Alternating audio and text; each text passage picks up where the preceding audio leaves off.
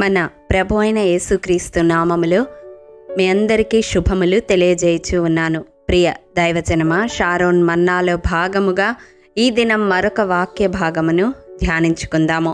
యెషయా గ్రంథము 43వ అధ్యాయము 13వ వచనము. నేను కార్యము చేయగా త్రిప్పివేయువాడు ఎవడు?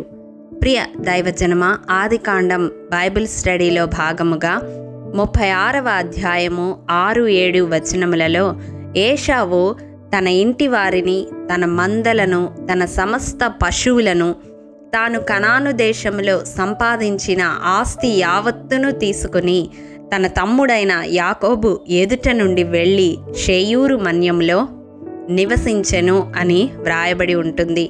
ప్రియ దైవజనమా, దేవుడు అబ్రహాము, ఇస్సాకు, యాకోబులకు కనానును స్వాస్థ్యముగా ఇస్తానని వాగ్దానం చేశాడు.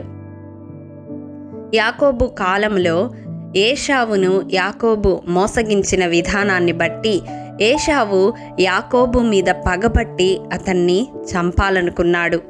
యాకోబు తన ప్రాణాన్ని కాపాడుకొనుటకు తన తల్లిదండ్రుల మాట చొప్పున పద్దనరాముకు వెళ్ళిపోయాడు, ఒక విధముగా పారిపోయాడు అని చెప్పవచ్చు. యాకోబు తిరిగి వచ్చేసరికి ఏషావు తనంతట తానే యాకోబు ఎదుట నుండి షేయూరు దేశానికి వెళ్ళేలాగా దేవుడు ఏషావు తలంపులను మార్చివేశాడు. ఏషావు తలంపు యాకోబును చంపి తిరిగి జ్యేష్ఠత్వాన్ని చేజిక్కించుకోవాలని. ఏషావు తలంపు యాకోబు తిరిగి రాడేమో అనుకుని కనానులో నివసిస్తూ అక్కడ కుటుంబముతో మందలతో విస్తరించాడు. కానీ దేవుని ప్రణాళికలో కనాను యాకోబుకు, అతని సంతతికి చెందాలి. అది దేవుడు చేసిన వాగ్దానము. దేవుడు తన వాగ్దాన నెరవేర్పునకు తన కార్యాన్ని చేస్తే త్రిప్పివేయగలవాడెవ్వడు ఈ భూమి మీద లేడు. ప్రియ దైవజనమా, యాకోబుకు దేవుడు చేసిన వాగ్దానము నెరవేర్చే క్రమములో దేవుడు ఏషావును యాకోబు ఎదుట నుండి తనంతట తానే కనాను దేశమును విడిచిపెట్టి షేయూరు దేశమునకు వెళ్ళేలాగా చేశాడు. ఈ వాక్యము వింటున్న ప్రియ సహోదరి, సహోదరుడా, నీ జీవితంలో నీకు చెందవలసిన దాన్ని ఇతరులు స్వాధీనపరుచుకున్నారా? అది ఉద్యోగము కావచ్చు, నీ స్వాస్థ్యము కావచ్చు, పిత్రార్జితము కావచ్చు, ఆస్తి కావచ్చు, నీ జీవిత భాగస్వామి కావచ్చు, మరి ఏదైనా కావచ్చు. నీకు చెందవలసినది, దేవుడు నీకు వాగ్దానం చేసినది, దేవుడు నీకు స్వాస్థ్యముగా అనుగ్రహించినది, అది ఏదైనప్పటికీ నీది అనుకున్నది ఎవరైనా ఆక్రమించి ఉన్నారా? ఎవరైనా చేజిక్కించుకొని ఉన్నారా? ఎవరైనా స్వాధీనపరచుకొని ఉన్నారా? అందుని బట్టి నీవు దిగులు పడుతూ ఉంటే, పరిస్థితులన్నీ నీకు ప్రతికూలంగా కనపడుతున్నాయి, ఎప్పటికీ నీదైన దాన్ని నీవు పొందుకోలేవు అని ఆలోచిస్తూ ఉంటే, ఈ వాక్యము ద్వారా దేవుడు నీ హృదయంతో సూటిగా మాట్లాడుతూ ఉన్నాడు.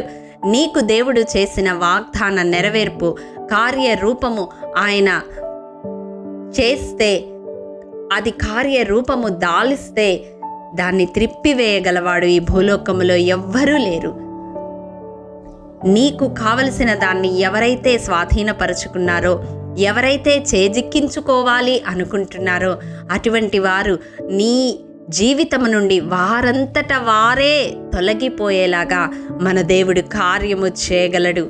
నమ్ముతున్నావా ప్రియ సహోదరి? నమ్ముతున్నావా ప్రియ సహోదరుడా? యాకోబు జీవితం మన కళ్ళ ఎదుట దృష్టాంతముగా ఉంది. దేవుడు ఒక్కసారి వాగ్దానం చేస్తే దాన్ని మరచుటకు ఆయన మనుష్యుడు కాదు, ఆయన అన్యాయస్తుడు కాదు. తన వాగ్దానమును నెరవేర్చుటకు ఆయన సమర్థుడు. మనము మరొక కోణంలో చూసినట్లయితే, ఇస్సాకుకు దేవుడు చేసిన వాగ్దానము, నీ సంతానమును విస్తరింపచేస్తాను అని. అబ్రహామునకు దేవుడు చేసిన వాగ్దానము, రాజులు నీలో నుండి వచ్చేదరు అని. అది దేవుడు ఏషావు పట్ల కూడా నెరవేర్చాడు. ఎదోము వంశము నుండి నాయకులు ఉద్భవించినట్లుగా 36వ అధ్యాయములో చూస్తాము.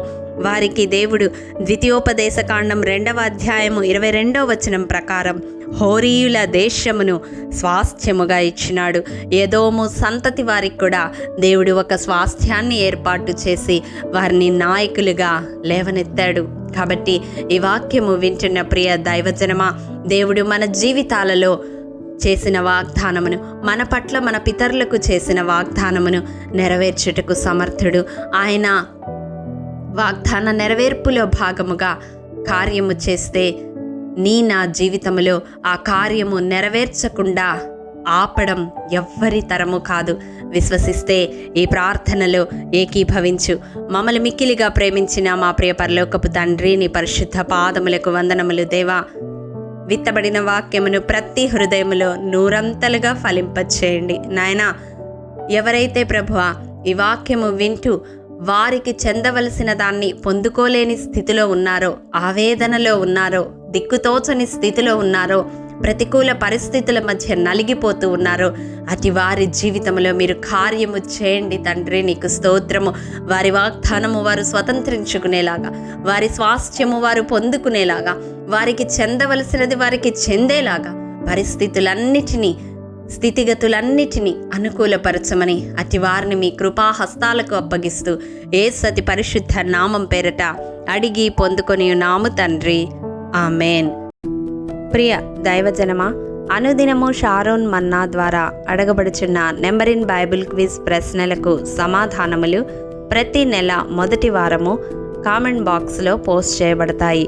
కాబట్టి గమనించి మీకు తెలియని ప్రశ్నలకు సమాధానములు తెలుసుకొనగలరని ప్రభు పేరట మనవి చేయుచూ ఉన్నాము.